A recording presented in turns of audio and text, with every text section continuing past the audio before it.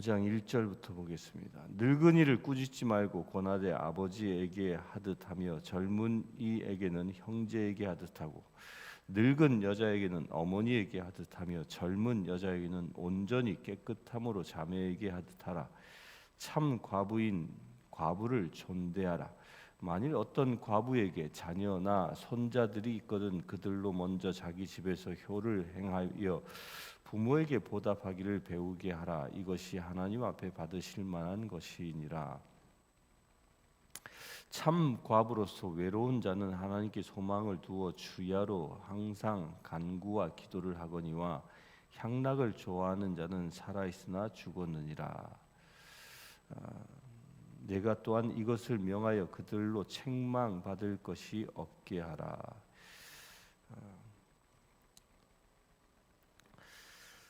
이제 성도들을 어떻게 대해야 하는가에 대하여 사도 바울이 디모데에게 권면합니다.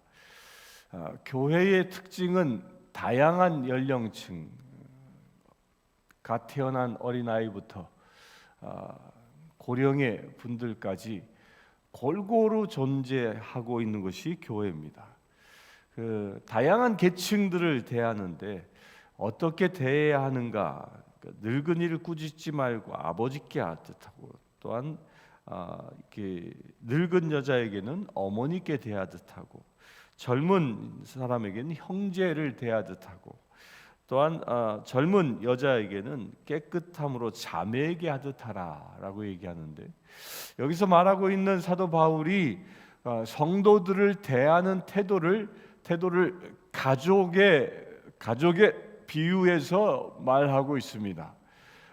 이 이야기는 사도 바울이 가지고 있는 중요한 개념입니다. 교회의 모든 식구들은 이합 집사된 그냥 오나가나 이렇게 각기 다른 사람들이 모여서 일주일 한번 예배 드리고 흩어지는 그런 공동체가 아니라 교회라는 공동체는 기본적으로 가족처럼 대해야 한다라는 겁니다. 서로가 가족 되어졌다라는 겁니다. 무슨 얘기냐면 아버지 하나님을 아버지로 모시고 있는 모든 형제 자매와 같다라는 겁니다. 그래서 나이가 나보다 많은 사람은 나의 나이가 그분의 나이가 나의 아버지 뻘 된 사람이라면 아버지처럼 대해줘야 하고 어머니 뻘 되는 분이라면 어머니처럼 대해야 하고 나의 형제 뻘 되는 사람이라면 형제처럼 대해야 하고 나의 자매 뻘 되는 사람이라면 누이처럼 대할 수 있어야 한다는 겁니다. 그래서 우리 교회 안에서는 서로가 이런 관계로 서로를 대해줘야 한다라는 겁니다. 왜? 우리는 하나님 안에서 한 가족이기 때문입니다. 목회를 할 때도 이게 대단히 중요한 관점이기도 합니다. 우리 성도님들, 우리 성신교회 모든 성도님들은 서로가 하나님을 아버지로 둔 한 가족이다라고 여기시고 그렇게 가족처럼 대할 수 있는 믿음의 관계가 되길 바랍니다. 그러면서 3절에는 참 과부인 과부를 존대하라라고 얘기합니다. 그렇게 쭉 교회 안의 모든 세대를 대하는 방법을 이야기하면서 특별히 이제 과부의 이야기가 오늘 많이 나옵니다. 그 과부의 이야기를 쭉 하는데 그 과부를 얘기할 때 참 과부인이라고 대전제를 붙입니다. 과부 가운데에도 참 과부가 있고 그렇지 않은 과부가 있다라는 말이죠. 그 참 과부가 어떤 사람이냐? 참 과부는 한 사람의 남편을 가지고 있었으나 남편과 사별한 사람을 두고 얘기합니다. 그리고 그러면서 신앙생활을 열심히 하고 있는 사람을 얘기하는데 그를 어떻게 하라? 존대하라라고 얘기합니다. 여기서 말하는 존대라는 말은 우리말은 그냥 존칭하라, 높여주라 이렇게 들리지만 실제는 원어에는 여기서 이 존대하다라는 말은 그를 높여줌과 동시에 그에게 재정적인 지원까지 하라라는 그런 말이 담겨져 있는 겁니다. 물질적으로도 후원하라라는 겁니다. 왜 그렇습니까? 당시의 과부들은 참 세상을 살아가기 쉽지 않았던 시대였기 때문입니다. 또한 당시의 사회에서는 과부가 많이 발생하던 그런 시기였던 거죠. 전쟁이 자주 일어나게 되어져 이 남편이 전쟁터에서 죽는 일들이 종종 있었기 때문에 과부들이 많이 생겨나던 그런 시기였던 것입니다. 그를 어떻게 대하라? 존대하듯 하라. 그러면서 구체적으로 얘기합니다. 3절을 보겠습니다. 만일 어떤 과부에게 자녀나 손자들이 있거든 그들로 먼저 자기 집에서 효를 행하여 부모에게 보답하기를 배우게 하라. 이것이 하나님 앞에 받으실 만한 것이니라. 과부가 있는데 아까 3절에는 존대하라. 곧 과부 가운데 어려움이 있는, 경제적으로 어려움이 있는 교회는 교회가 물질적으로도 지원하라라고 얘기하면서 4절에는 그런데 그 과부 가운데에 자녀와 손자들이 있어서 그들이 물질적으로 섬길 수 있는 형편이라면 그들이 먼저 효심으로 그 어머니를 섬길 수 있도록 배려하라라는 이야기입니다. 그러니까 교회 안에 과부들이 생겨나도 다 과부이기 때문에 후원하는 게 아니라 그들의 자녀들이 있으면 그 자녀들이 효로 그 어머니를 섬기는 것이 먼저라는 이야기를 합니다.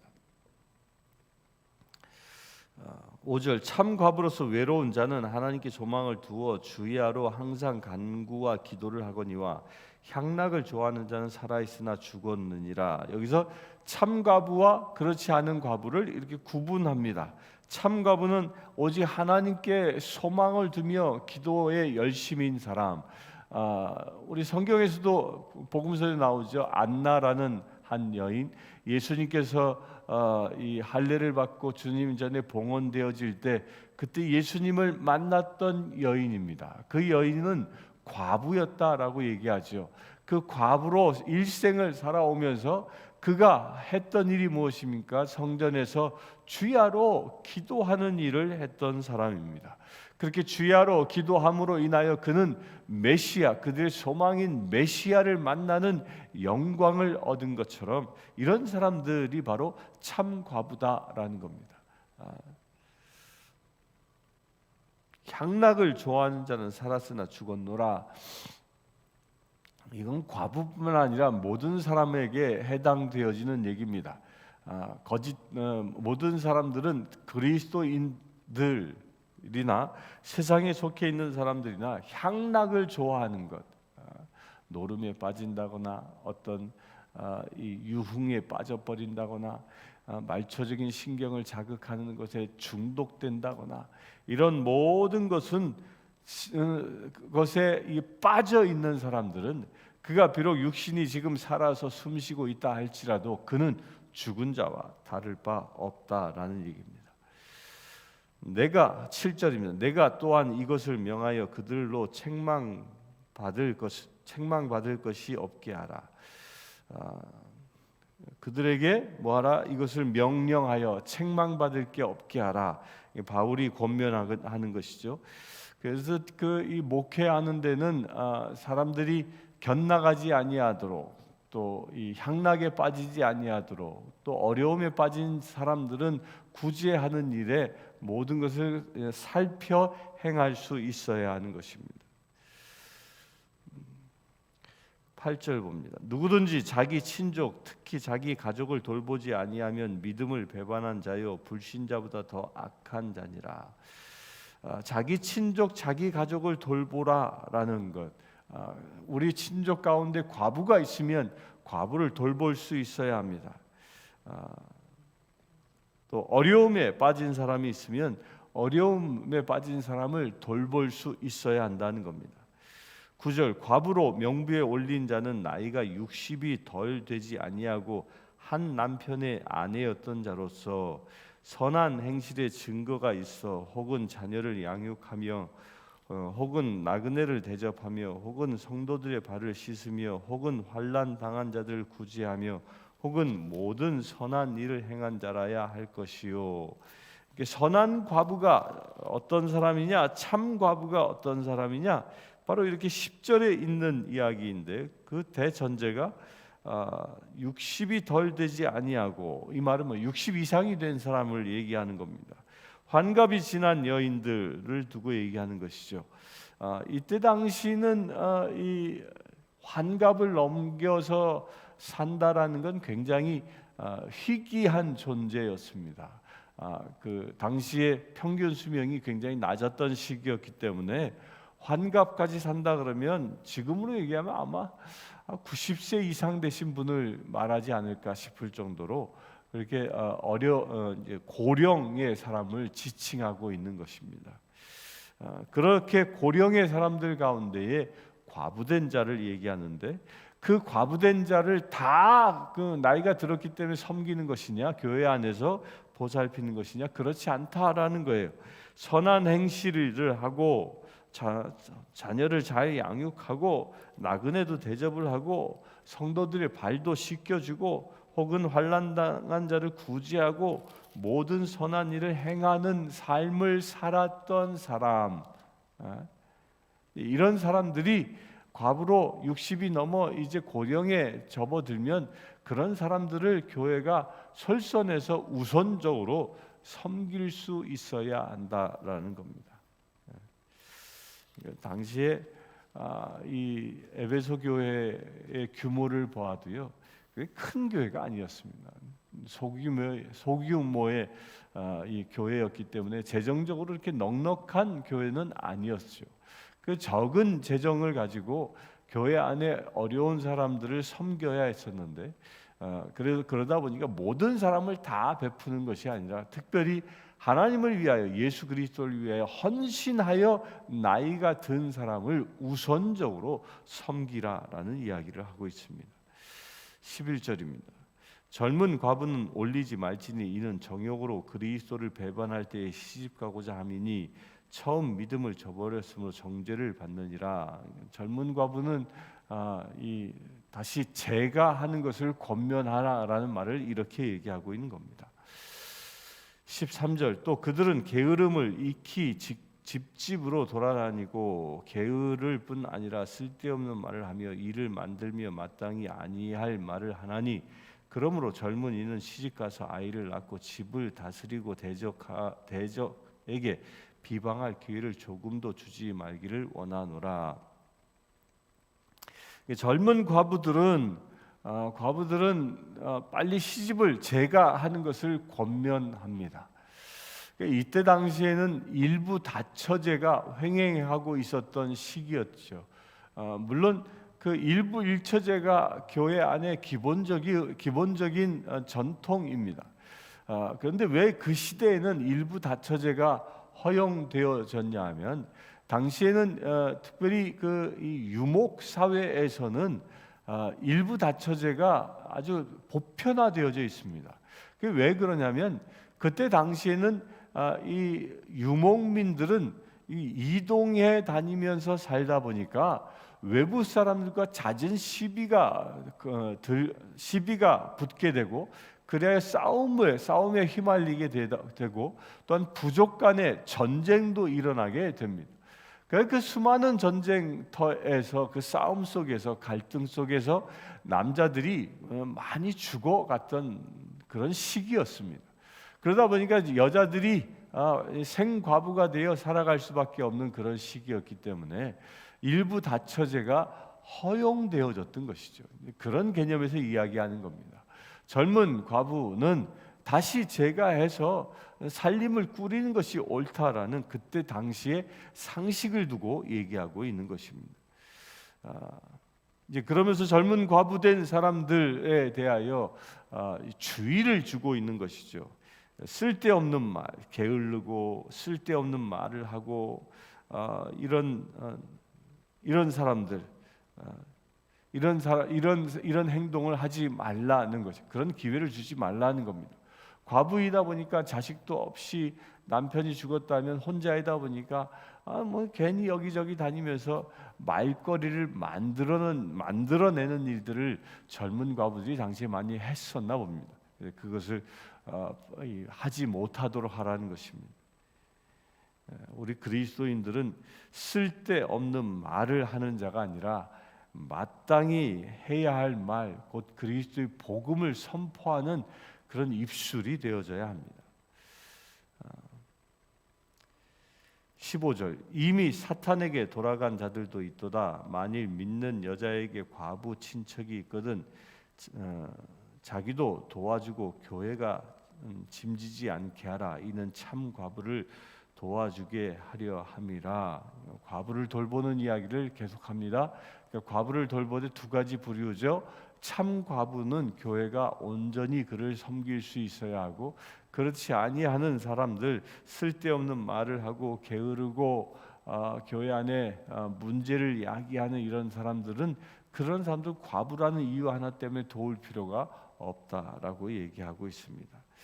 근데 여기서 이 과부 얘기를 왜 쭉 얘기가, 지금 현재에는 도대체 무슨 문제가 무슨 연관이 있기에 이 이야기를 읽어야 하겠습니까? 여기에는 한 가지 중요한 메시지가 있습니다. 당시에 과부는 절대 약자였습니다. 과부가 되는 순간 남편이 물려준 재산이 많았더라면, 부자였더라면 뭐 그때도 별 문제가 없었지만, 당시에 대부분의 사람들은 그렇지 않았습니다. 매일 하루 벌어 하루 먹고 살아가는 사람들이 대부분이었죠. 바로 그런 사람들에게 남편이 죽고 과부가 되어지면 그건 당장 생계에 문제가 있었던 것이죠. 그렇게 사회적으로 절대적인 약자였다는 것입니다. 그렇게 사회적으로 절대 약자를 교회가 관심 있게 보살필 수 있어야 한다는 그런 얘기인 것입니다. 그래서 우리 안에서도 사회적으로 절대 약자가 있는지 살펴보고 그들을 도울 수 있는 일을 우리 교회도 감당해야 한다는 것입니다. 그런데 지금은 또한 이 바울 시대와 지금 시대가 엄청난 차이가 하나 있습니다. 그것은 무엇이냐면 바울 시대 때에는 국가에서 절대 약자를 사회복지 정책이라는 것을 세워서 돕지 않았습니다. 왜? 그때는 사회복지라는 개념 자체가 없었기 때문입니다. 국가라는 것은 오직 자기 백성들을 수탈해서 자기 권력을 유지하는 것이 국가였던 시기였던 거지요. 그러나 지금 시대에는 선진국 사회가 되어지면서 선진국 반열에 오른 그런 국가에서는, 특히 미국이나 이런 대한민국이나 이런 국가에서는 사회보장이라는 개념이 자리 잡게 되고, 그리하여 사회적으로 절대 약자를 돌보는 일들을 국가에서 합니다. 그런데 초창기 2000년 전부터 이런 사회복지에 관한 일들을 감당했던 것이 교회였던 겁니다. 교회의 중요한 기능이었습니다. 그래서 교회 안에서 고아원도 생기게 되고 교회 안에서 노인들도 섬기는 일들을 2000년 동안 해왔던 것입니다. 이런 교회가 세상에서 약자들, 또 교회 안에 들어온 성도들 가운데 약자들, 그런 약자들을 돌보는 일에 솔선해야 한다는 것입니다. 우리 교회도 그렇게 될 수 있게 되길 바랍니다. 사회적으로 약자들, 돌봄을 받지 못하는 사람들에게도 관심을 갖고 그들의 세상에서의 삶을 도울 수 있는 그런 거룩한 일들이 우리 안에서 일어나길 바랍니다. 함께 기도하겠습니다.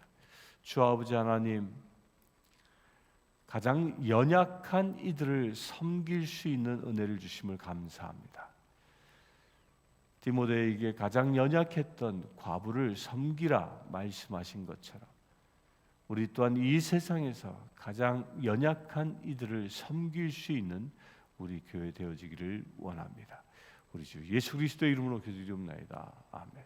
지금 우리 주 예수 그리스도의 은혜와 하나님의 크신 사랑과 성령님의 감화 감동 교통 치유하심이 이 시간 예배하는 주의 사랑하는 모든 제들 위에 지금부터 영원토록 함께 하실지어다. 아멘. 아프리카 케냐의 마소교교의 고아원생 스테이시는 여자아이입니다. 스테이시는 초등학교 진행을 희망합니다. 장래 간호사가 되는 것이 꿈입니다. 이 아이는 매달 학비와 점심 식사 비용으로 30불이 필요합니다. 이 아이의 후원자를 찾고 있습니다.